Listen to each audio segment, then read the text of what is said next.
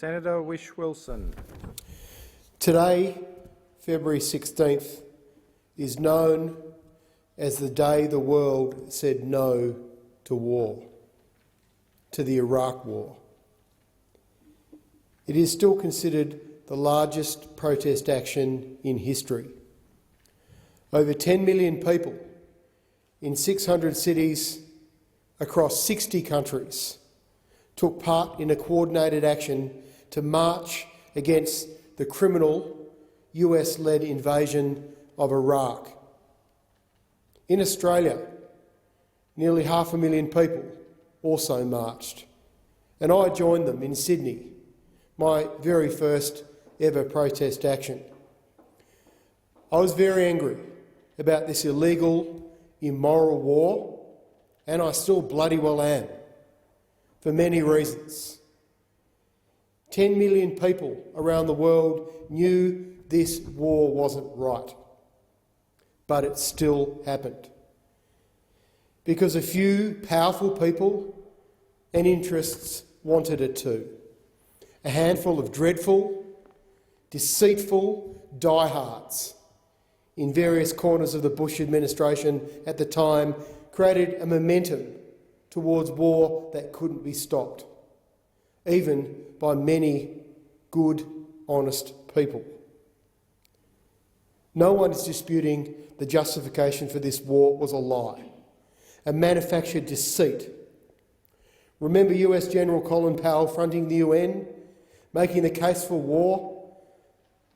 Iraq needed to be invaded because they were a threat. They had weapons of mass destruction.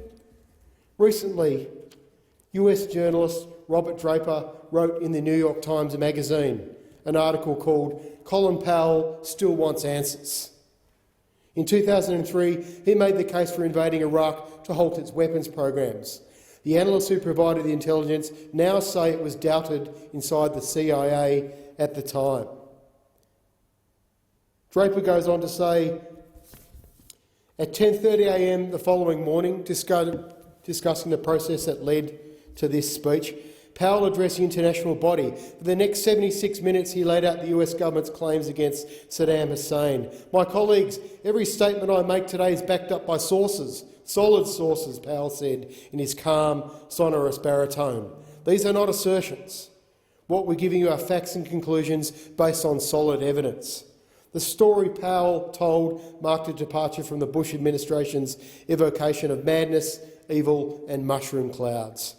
It was an investigator's meticulous brief of institutionalised deception and murderous intent.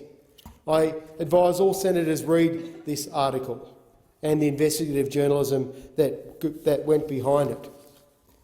He finished by saying in his article, "The speech remains one of the most indelible public moments of the Bush presidency.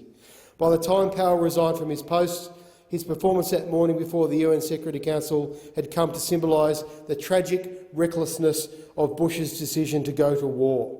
Iraq, even then, was widely understood, had played no role in September 11, nor did it possess weapons of mass destruction. Nearly all the intelligence Powell presented to the world in his speech turned out to be false. And what a disaster it turned out to be.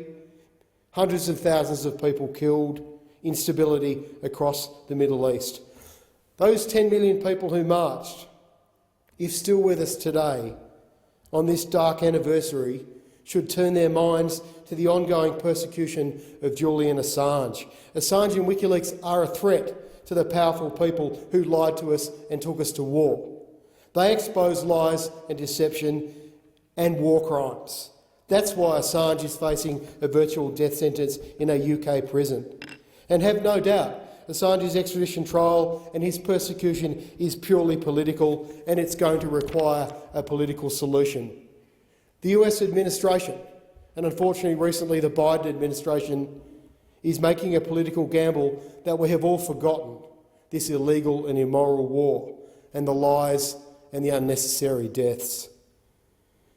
If those going after Assange for truth-telling are betting on us forgetting, then let's use today's anniversary to remember, to not forget the frustration of not being listened to and the righteous anger of those who were quickly proven right by history.